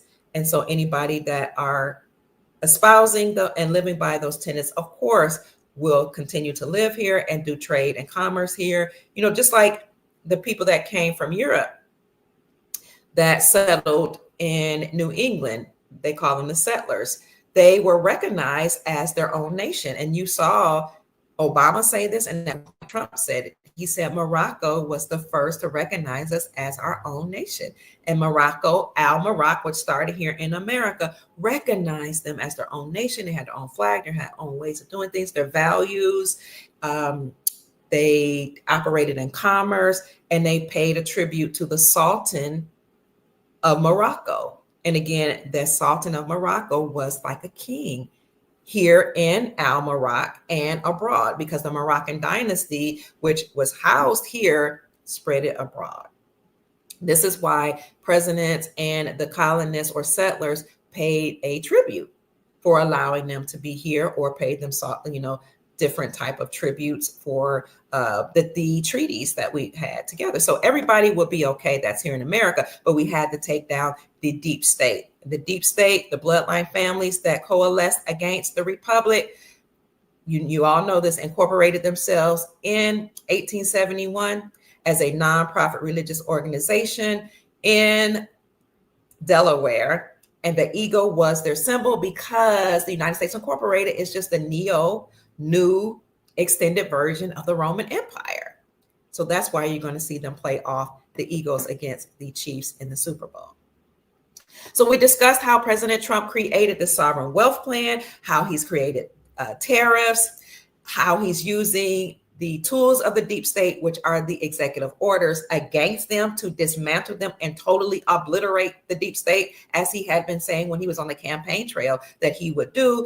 He's also utilizing the tariffs or the external revenue services to tax other governments so that he won't have to tax the people. And he's doing away with the IRS or the Internal Revenue Services. So family, so many wonderful things are happening behind the scenes. And that's why you see a lot of people protesting. He's also securing our borders. He's making sure that people do not cross over into our country here unlawfully. And I've shown you the articles, and I did a podcast where the Biden administration admitted to flying over more than 320,000 unlawful illegal migrants into the nation. But there are more than 11 million unlawful people here in America. And when you have more than 11 million people here that are taking jobs and welfare benefits and food stamps and houses, it takes away from the people that are American, and is not fair. So we had to have this correction. And then once everything is corrected, then people will be able to travel safely and freely across the borders. But there will still be some type of parameters in place to make sure you're not absorbing and taking resources from other nations, and to make sure you're not acting unlawfully, because a lot of people that came here unlawfully were a part of criminal gangs and drug cartels. That's why I reported to you the other day how there was a exchange of gunfire at the Mexican border. So someone was trying to cross here illegally. The Border Patrol was doing their best to keep them from coming over. Excuse me. And the Mexican drug cartel gunfire at our border to control. And so there was an exchange of fire. This could be all out war if President Trump does not continue to be strict and strong as it relates to border control. So yes, he's deporting people, but it's not just to be mean or cruel. People were trafficking here. The drug cartel was bringing drugs. People were bringing children. They were bringing women. Trafficking. Somebody brought up pornography. Trafficking the women and underage women, which are girls and teenagers, in the porn industry. And even through Hollywood. So that's why I encourage you all to do all you can, family. Get off of porn, okay? Because we're supporting human trafficking when you watch pornography, and you're upsetting your spouses. Some of y'all do it together, but a lot of spouses don't like this, and it impedes your ability to perform with your mate in a lot of ways, from what I hear in my interviews with people. And then my brother was over male ministry in Northern California, and so he was helping men to deal with this issue. It was so big that they had to put somebody in place to help these men. And I know some women are addicted too, but I'm just bringing this up.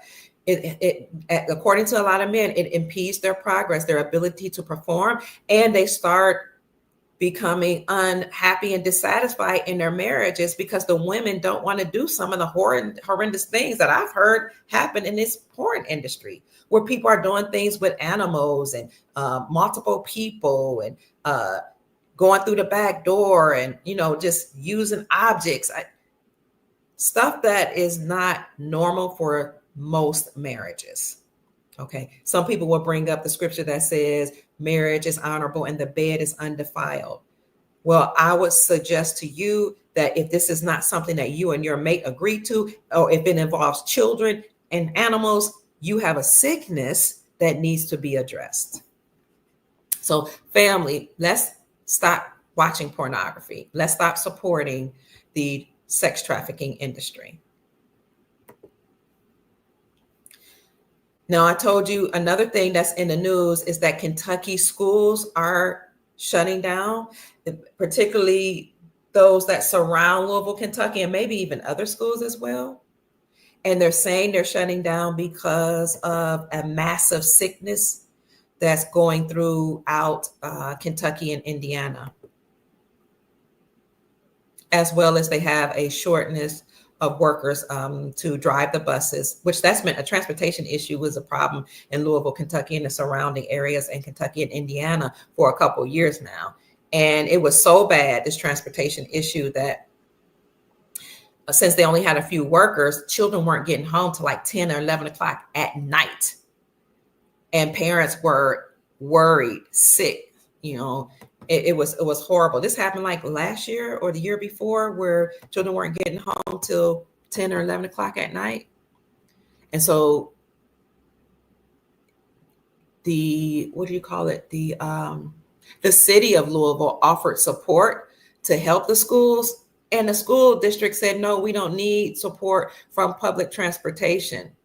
So you didn't want to take support from or help from transportation. You had the money because people were reporting from Jefferson County school system that we have money, but we're not understanding why we're not getting our children back and forth to school and why we're not hiring enough people. And so it got so bad that children had to start learning at home.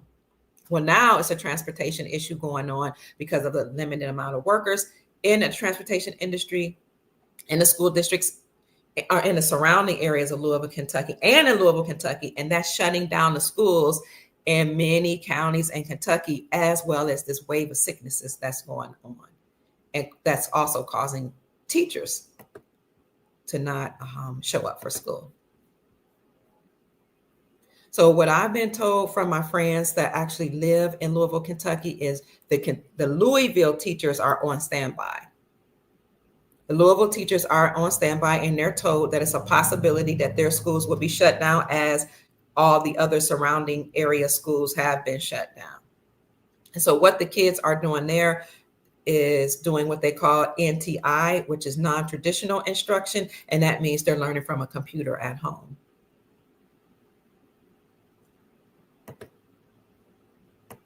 I'm going to show you this article that says several districts in Kentucky have shut down their schools.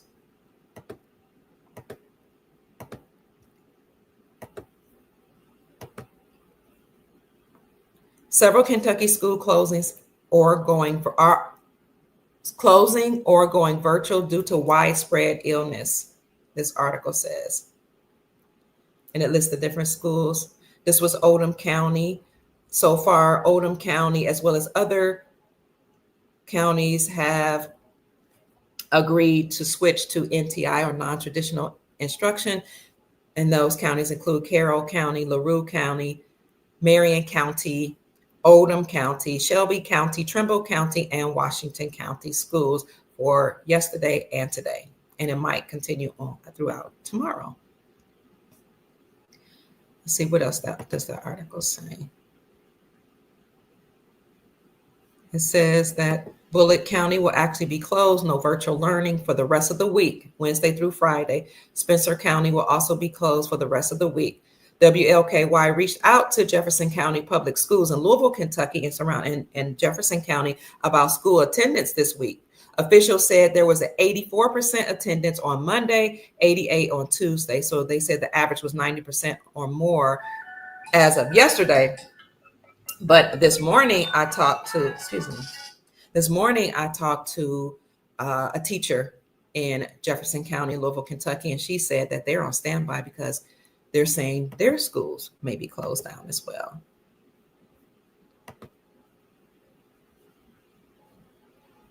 Thank you for those of you that are calling. I am on live. I don't know, some of you may not know I'm on live, but I also want to thank you for those of you who are sending a Cash App.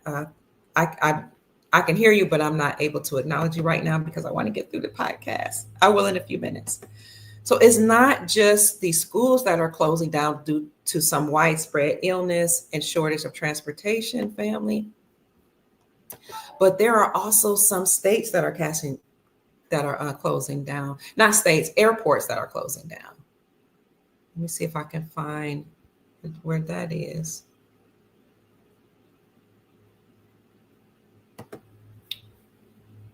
Some airports in New York and New Jersey. Have you all heard that? Let's see if I can find that for you. Let's see. New Jersey.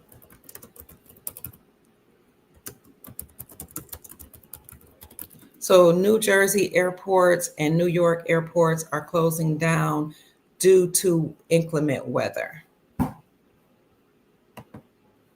Mhm. I had it somewhere listed up here, but I don't see it.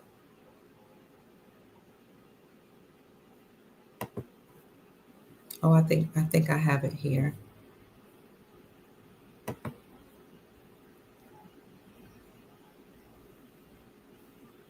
Somewhere here, family. Let's see.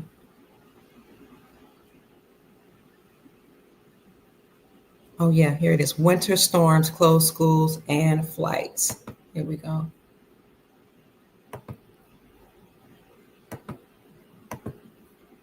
It makes I know it's wintertime, but it makes me wonder how much of this storm is actually created by HARP and other weather manipulation programs. And people ask me, why is this allowed to, still happen? Well, we're at war, and at war, they're going to release everything they have, even if they just have a few people to do it, or just a little funding. They're going to use every single thing in their arsenal in order to fight against Earth Alliance, Trump, and the Nasara White Knights, White Hats of the military, Grand Army of the Republic, in order to try to maintain their power. This is one of the reasons why we haven't exchanged our currencies yet. But somebody did send me an article to ask me if I know or heard anything of where we're supposed to exchange currencies tomorrow. And no, I hadn't heard that. Although somebody sent me an article that says that.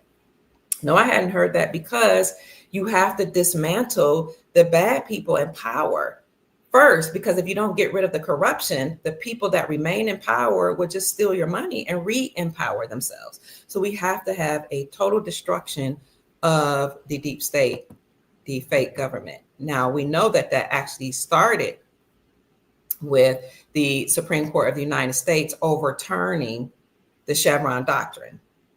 Once the Supreme Court of the United States overturned the Chevron doctrine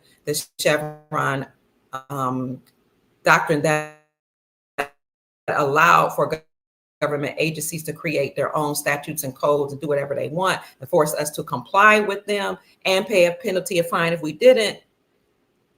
Now the Supreme Court is saying they're not allowed to do that. And in fact, those acts were treasonous and unconstitutional. So those government agencies, and I have a list of 441 of them, have to be reorganized and or dismantled. So most of them will be completely dismantled. That's why Trump said he is downsizing the government.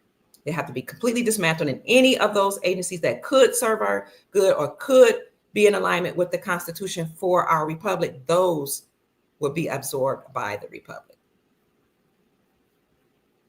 Let me make sure you can see this here. These are live updates. Winter storms, or Storm Freya is what they're calling this particular storm. I would be interested to see what Storm Freya comes out to in the Gematria calculator, or even just Freya. Winter Storm Freya. Does anybody know where they got that name from?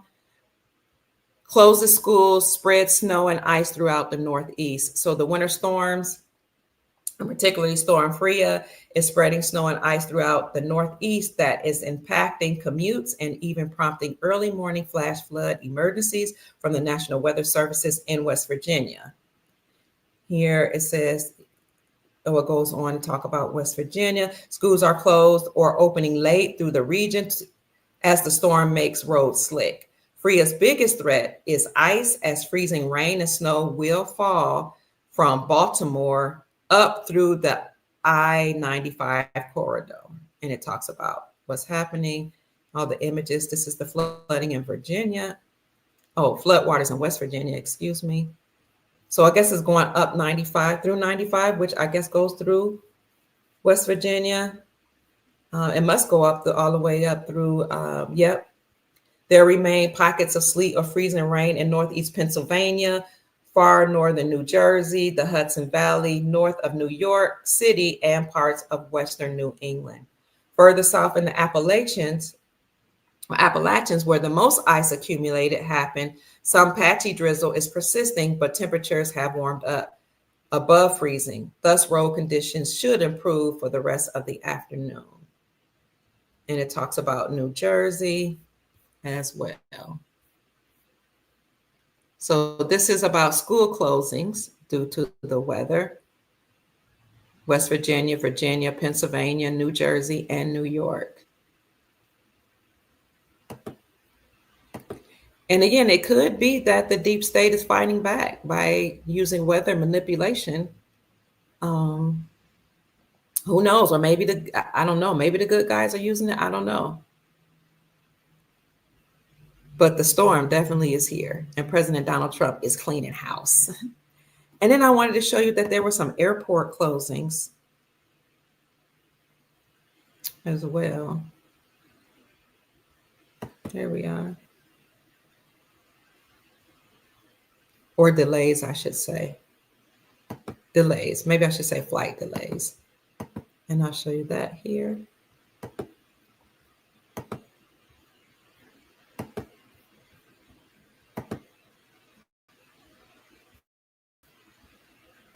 Flight delays at major airports in New York and New Jersey amid snow and ice.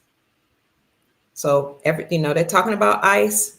The Black Hawk and the American airline that collided, it went into the icy waters. President Trump made sure he said that it went into the cold, icy waters of the Potomac River. So you see a lot happening that's being frozen on ice. You see frozen, you see ice, you'll see that coming out in the news.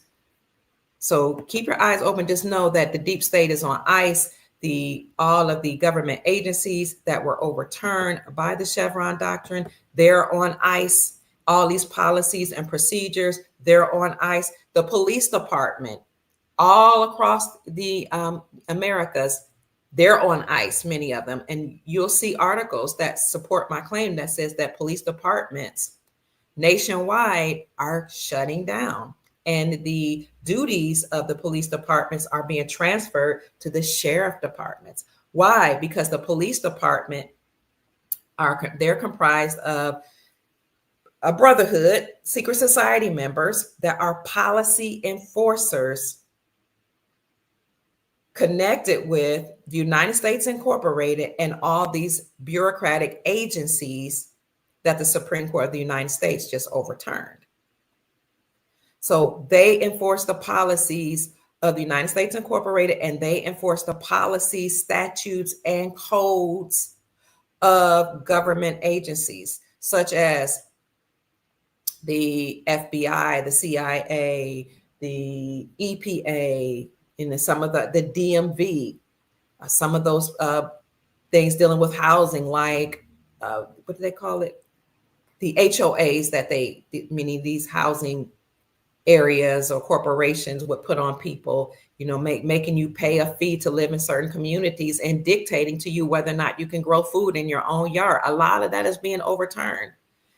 But if you didn't comply with these government agencies that are not government, they're not part of our republic, they're not even lawful, they're unconstitutional, as a matter of fact. If we didn't comply, they would just put policies and penalties on us. They might handcuff us and lock us up. But the Supreme Court of the United States overturned that. It was called the Chevron doctrine or the Chevron deference, because if you went to court, once you were forced to pay a fine, the judges would defer back to those agencies and said, yes, you had to pay the fines. Yes, you had to do whatever they told you to do because they were the experts. Well, the Supreme Court of the United States overturned all of that and said that any judge that deferred back to those agencies and allowed those agencies to get away with these statutes, codes, and their policy enforcement and penalties, any judge that enabled, allowed that, complied with it, deferred back to them, agreed to it, they committed treason. And any judge that knew of a judge that allowed any of that committed misprision of treason. And any of those agencies that came up with their own statutes, codes, and forced us to do all of these things committed treason themselves. And so all of this has to be dismantled. So this goes back to the question, when are we going to exchange our currencies? When President Trump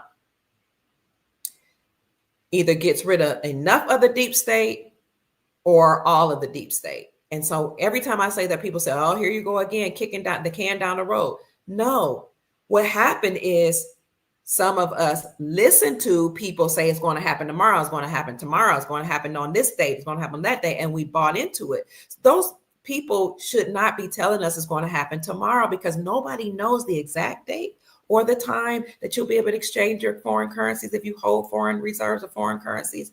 Nobody, but a lot of people are just giving you dates based on what they think is going to happen. Many people don't mean to give misinformation, I just believe, but then you have some people that's just giving misinformation because they want their numbers to grow, or they want you to give them money or whatever. But most people are reporting based on what they know. And so it's not that most people are not trying to mislead you. And it's not that people are trying to kick the can down the road. It's just that you listen to the gurus that didn't know what they were talking about. But instead of being mad that you have to wait until enough of the deep state is dismantled, we ought to be happy that we even know about foreign currencies. We ought to be happy that we even know about an opportunity to buy depreciated assets. We ought to be happy that we even know that President Donald Trump, Earth Alliance, and the Grand Army for the Republic is dismantling the fake government, the deep state Illuminati, Federal Reserve central banking system, the families, the bloodline families that coalesced against our republic. We ought to be happy and grateful rather than being angry and say, oh, you're just kicking the can down the road. Oh, you're spreading hopium. Oh, you're doing this, that, and the other. And just keep our emotions in check. And I get it. People are hurting. You're tired. We scour through the internet looking for some hope, looking for reports to tell us that tomorrow is the day you can exchange your currencies. And I do understand, I understand that. But family, do all you can to hold on and maintain a positive mindset. Keep an abundance mindset, knowing there's more than enough resources for everybody. There's more than enough money. There's more than enough of wealth that will be spread to everybody across the planet, not just through the National Economic Security and Reformation Act, known as NESARA, or the global version of that, the Global Economic Security and Reformation Act, known as GESARA, but we have rare earth minerals, we have gold, we have silver, we have mines that are opening back up in America, in Nevada, and in Mexico. For all of our Mexican brothers and sisters that are watching, your country of Mexico is about to explode in wealth because most of the silver is in Mexico. So those silver mines are going to open right back up. And you have an opportunity to invest in depreciated assets so that you can get in on the greatest wealth transfer in history if you have even just a little liquid money. What are depreciating assets? There's some gold that had been depreciated that now is increasing in value. There's some silver that's very affordable. You can get silver bullion. You can get lower denominations of silver, which are coins or silver bars. You can get constitutional silver, which they erroneously call junk silver, for a little money. And those are coins that were minted before 1964, before we came off the gold standard, which, by the way, now that we're moving towards the gold standard, prices will come down and your money will be stronger and you'll have more buying power because you have more buying power using silver and gold. You can get gold Arum notes, which are also known as gold backs, some for as little as $2.62. That is 0.999 pure gold pressed onto a 14 karat gold or 24 karat gold in some cases, pressed onto a note. You can buy those, like I said, for as little as $2.62. Where do you go? Look up online gold dealers, jmbullion.com, sdbullion.com, APMEX, APMEX.com, which, by the way, is a company that rented a top floor of one of Trump's towers in the 1900. They rented the top floor of Trump's tower and paid 32 ounces of silver to Trump a while ago, way before he was president. So you have APMEX, you have Money Metals Company, you have Gold Silver Bullion Company, you have the Great American Coin Company.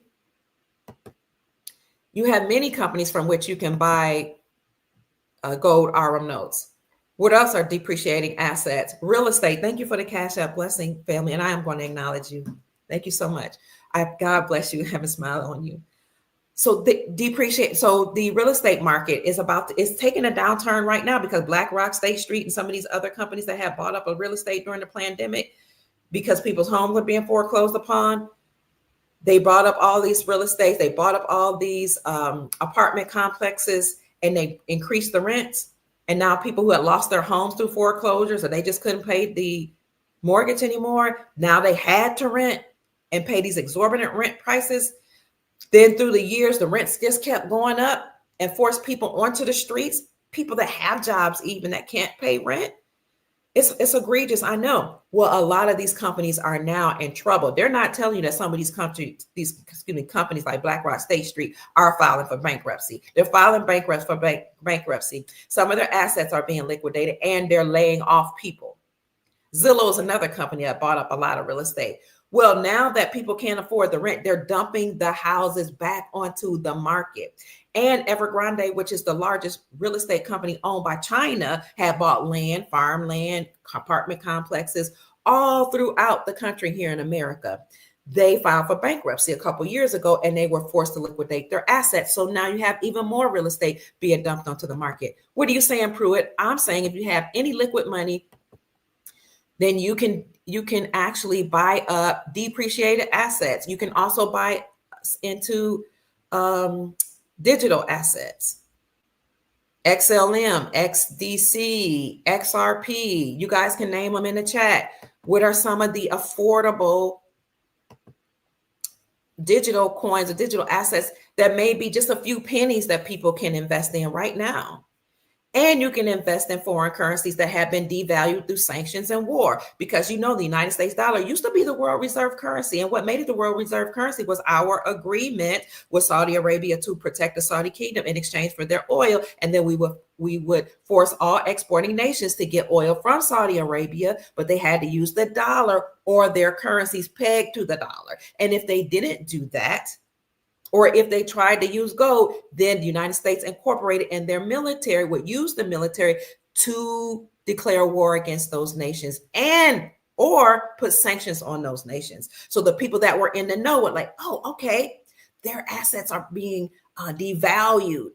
Their currency is being depreciated and devalued. So people high up in the government and military, corporate leaders would buy up the country's currencies that had been devalued through war and sanction, because they knew that at some point the currency would be revalued and reinstated back to its pre-war time and pre-sanction era. So you didn't want to get your oil from Saudi Arabia, or you wanted to try to use gold, the United States Incorporated would declare war, destroy their countries, devalue their currencies, tear up the infrastructure, fund both sides of the war, let people fight it out. The people in the know would buy up those countries' currencies that used to do well against the US dollar, now have been significantly devalued, hold on to those currencies, wait until after the war when the United States will go back in those countries, rebuild the infrastructure, the GDP would go up, and the currencies would go up and be reinstated. And anybody who had bought those depreciated assets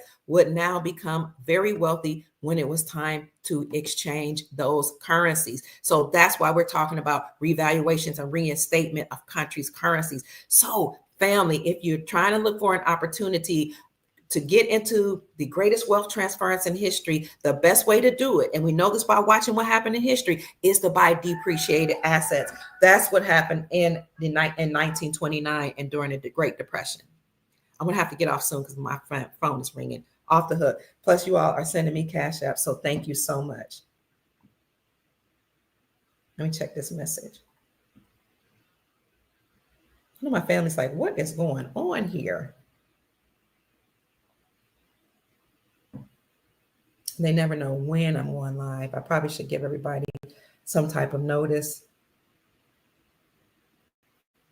So if you don't have money or a few pennies to invest in digital coins or depreciated assets like currency, foreign currencies, or silver, you can get sterling silver, which is 92% silver. Now, the sterling silver is 92% silver, but the silver bullion is actually real silver. And then the constitutional silver, though, is 90% silver.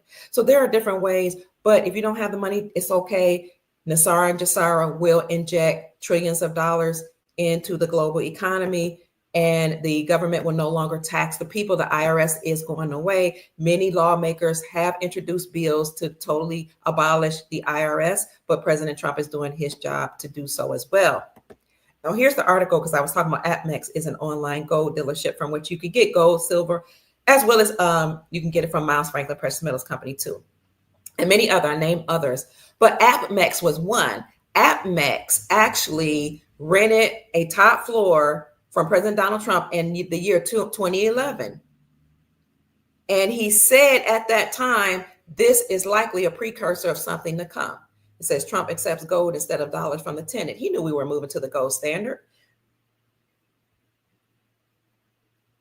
Trump said, let's see, and for Trump, that's true when it comes to rent and cold hard dollars, given his sharp criticism of the Federal Reserve's open fire hydrant of dollar printing and the Obama administration's fiscal policies, which is why for the first time ever, Trump accepted, or he would at that time accept, gold bullion instead of dollars for a lease deposit from his newest tenant in one of his marquee properties, 40 Wall Street, a 70-story skyscraper, in Manhattan.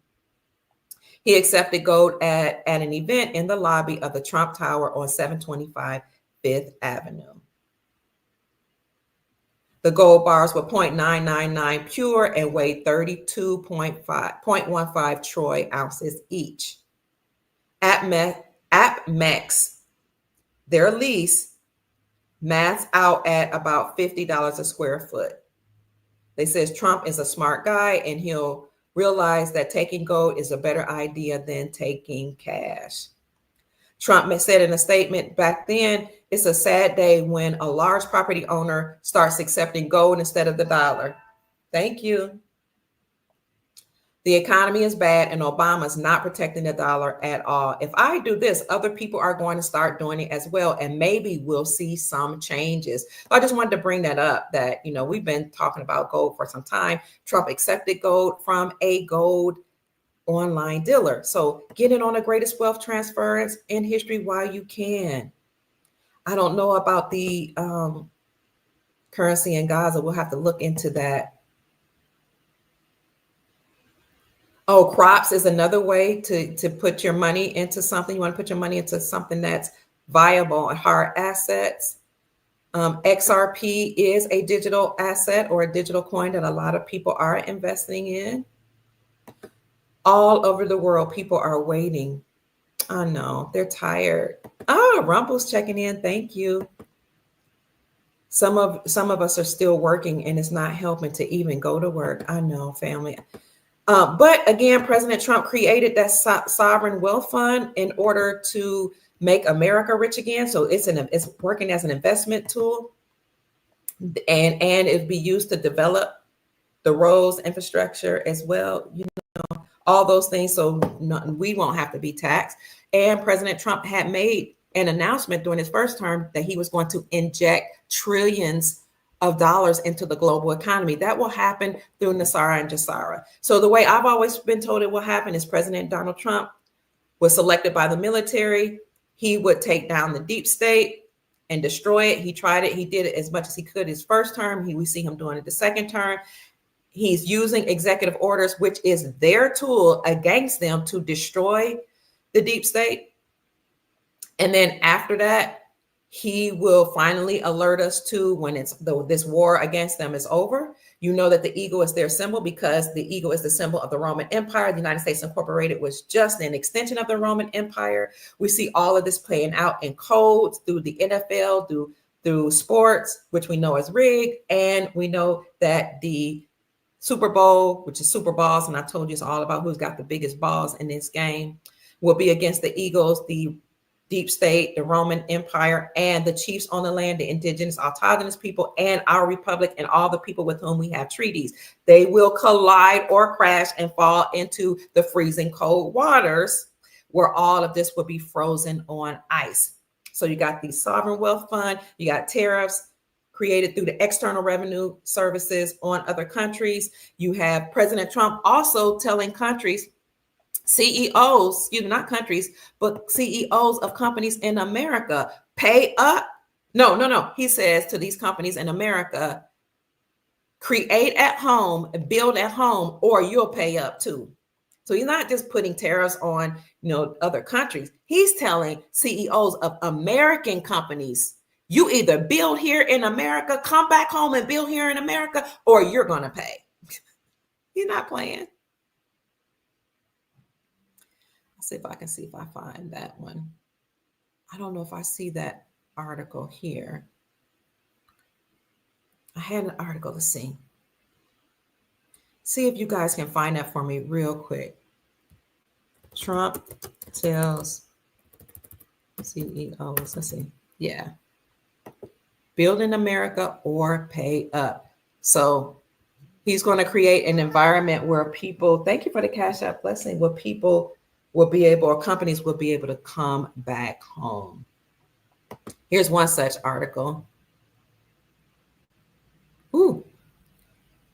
He's keeping his promises, family. Things are going to get better for us. Let's try to stay encouraged, keep our vibrations high, keep an abundance mindset. Here's the article. Here's one of such articles that says Trump has a message to CEOs, build in America or pay up. This excerpt originally appeared in Business Insider today, but you got to pay for that one. President Donald Trump is making sure the whole world knows that America is back and open for business. He appeared via video link to speak at the World Economic Forum in Davos, where he addressed some of the world's most powerful leaders. My message to every business in the world is very simple. Come make your product in America, Trump said. If you don't make your product in America, which is your prerogative, then very simply, you'll have to pay a tariff, he said. And it goes on to talk about how he previously threatened to impose tariffs on Canada and Mexico. And I told you, Canada just recently conceded. He also proposed 60% tariff on China during his presidential campaign. And it goes on to just talk more about that. He didn't hold back. He didn't hold back his frustration. He said, whether you like what he says or not, whether you like them or not, American companies, whether you like them or not, they're American companies and they shouldn't be doing what they have been doing. All right. They need to come back home. He has plans for a corporate tax rate. And I'll leave that up in the description section for you, family, to read at your leisure. So my point in this podcast is just to encourage you, family, to keep your vibrations high. These companies had left and fled to China because, yes, they could get cheap labor. And, as a matter of fact, during the global shutdown, some of those companies that were in China, they knew about the shutdown and they knew that Trump was having trade wars against China. They fled to Vietnam. Those companies that fled to Vietnam made Vietnam's GDP, gross domestic product, go up. So during the shutdown, when everybody else was closed for business, Vietnam's economy was doing well. They were thriving. And Vietnam had created allies and trading agreements with other Eastern Asian countries and other countries. So Vietnam was doing extremely well during the global pandemic. Don't sleep on Vietnam if you're looking at devalued currencies, because you can get 1 million of those for only $68 right now.